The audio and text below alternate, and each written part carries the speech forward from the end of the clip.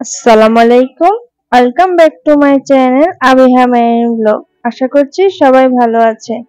এই তো আমি ভিডিওটা দুপুর থেকে শুরু করলাম। এই তো দুপুরে রান্না বান্না করব। এই তো কিছু কই মাছ আর ব্রিকেট মাছ ছিল, তো ওইগুলোকে আমি ভেজে নিচ্ছি। কই মাছ গুলো আর ব্রিকেট মাছগুলো আমি ভেজে নিচ্ছি হলুদ মরিচ লবণ মাখিয়ে।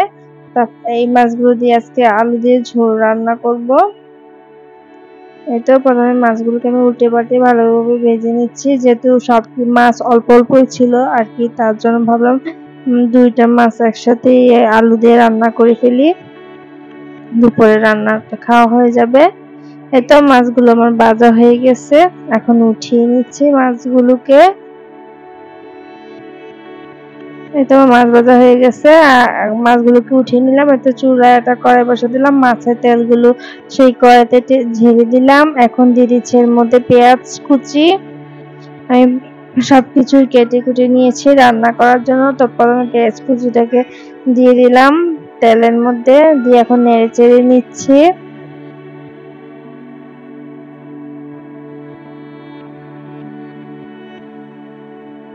এখন দিয়ে দিলাম এর মধ্যে কাঁচা মরিচ।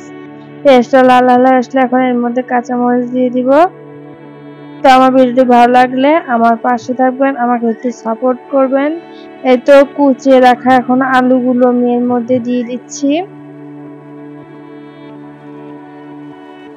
এই তো সবগুলো আলু এখন আমি এর মধ্যে দিয়ে দিলাম, দিয়ে এখন নেড়ে চেড়ে দিচ্ছি। আমরা আলু ভাজি করার জন্য যেভাবে আলুটা কুচি কুচি করে নিই, ঠিক সেভাবে আলুটাকে কুচি কুচি করে কেটে নিয়েছি। আর এবার যদি আলু দিয়ে একটু মাছের ঝোল রান্না করা হয় তাহলে খেতে অনেক ভালো লাগে। এই তো এখন ঢাকা দিয়ে দিলাম যেন আলুটা ভালোভাবে সিদ্ধ হতে পারে। কিছুক্ষণের জন্য আর কি ঢেকে রেখে দিলাম। এই তো এখন আলুটাকে আবার নেড়ে চেড়ে দিব। এই তো এখন আলুটাকে নেড়ে চেড়ে দিচ্ছি। এখন এর মধ্যে দিয়ে দিব কুচি করে রাখা টমেটো গুলো। এত টমেটো দিয়ে এবার নেড়ে চেড়ে দিচ্ছি। এত ভালোভাবে নেড়ে চেড়ে দিলাম, দিয়ে এখন আবার ঢাকা দিয়ে দিচ্ছি।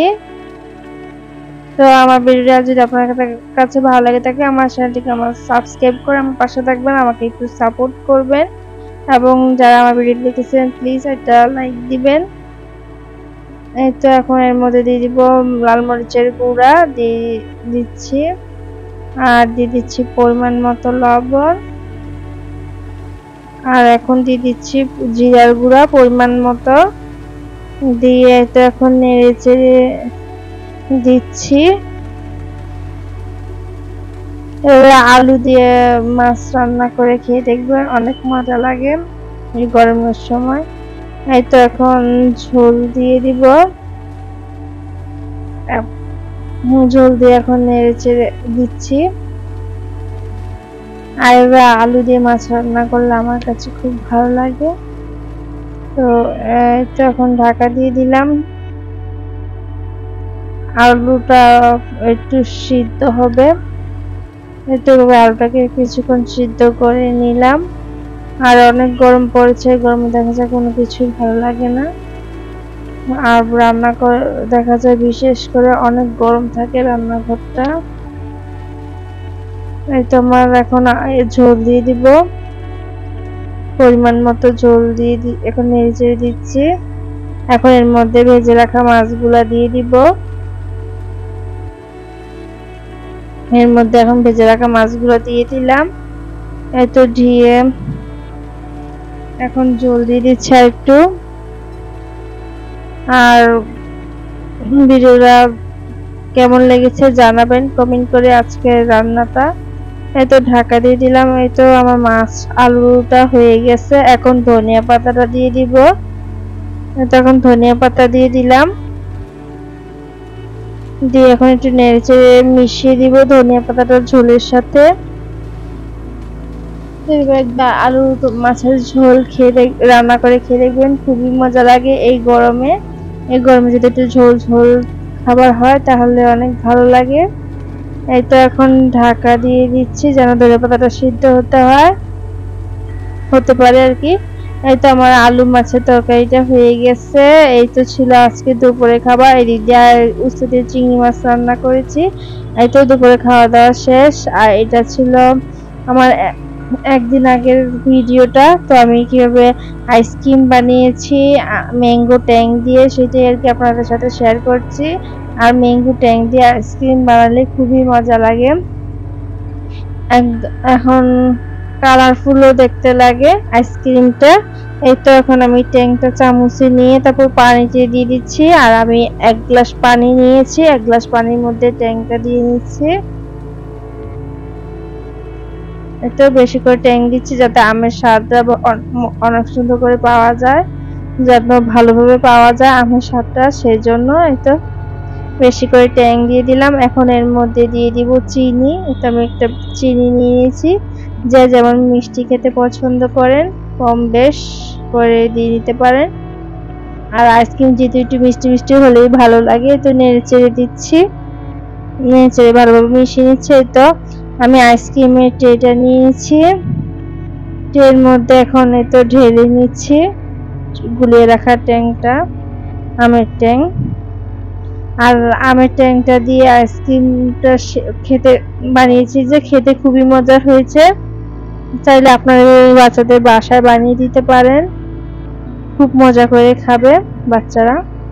এই তো এখন ট্রেতে ঢেলে নিচ্ছি আইসক্রিমের ট্রেতে। এটা আমার ঢেলে নেওয়া হয়ে গেছে। এখন আমি কাঠিগুলো ঢুকিয়ে দিচ্ছি, ঢুকিয়ে দিয়ে তারপর ফ্রিজের মধ্যে রেখে দিব। আর একদিন পরে ফ্রিজ থেকে নামিয়ে নিব। একদম সবগুলো ঢাকনা আমি লাগিয়ে নিচ্ছি। আমার 4-5টার মতন হয়েছে আইসক্রিম। এই তো এখন আমি এটা ফ্রিজে ঢুকিয়ে রাখবো। আর দেখতে পাচ্ছেন কতটা সুন্দর কালার। এখন এটা ফ্রিজে রাখবো। আর তো আমি একদিন পরে ফ্রিজ থেকে নামিয়ে নিয়েছি। এখন একটা বল নিয়ে নিয়েছি, বলের মধ্যে পানি দিয়ে আইসক্রিমটাকে কিছুক্ষণ ডুবিয়ে রাখলে খুব সহজে আইসক্রিমটা বেরিয়ে আসবে। এই তো আমার আইসক্রিম, আইসক্রিমটা খেতে খুব মজা লেগেছে, দোকানের আইসক্রিমের মতনই। এই তো আমার মেয়েও খাচ্ছে দিক দিয়ে আইসক্রিম, সে দেখতেছে এক একটা মুখে দিয়ে, একবার এটা মুখে দেয় একবার ওটা মুখে দেয়। এই তো এগুলো হচ্ছে আমার বারান্দার গাছের ফুল। তো আর ভিডিও আর বেশি বড় করলাম না। সবাই ভালো থাকবেন, সুস্থ থাকবেন। আজকের ভিডিও এই পর্যন্তই। আল্লাহ হাফেজ। Thanks for watching video. আর যারা আমার সাথে আসলেন এতক্ষণ তাদেরকে সবাইকে ধন্যবাদ।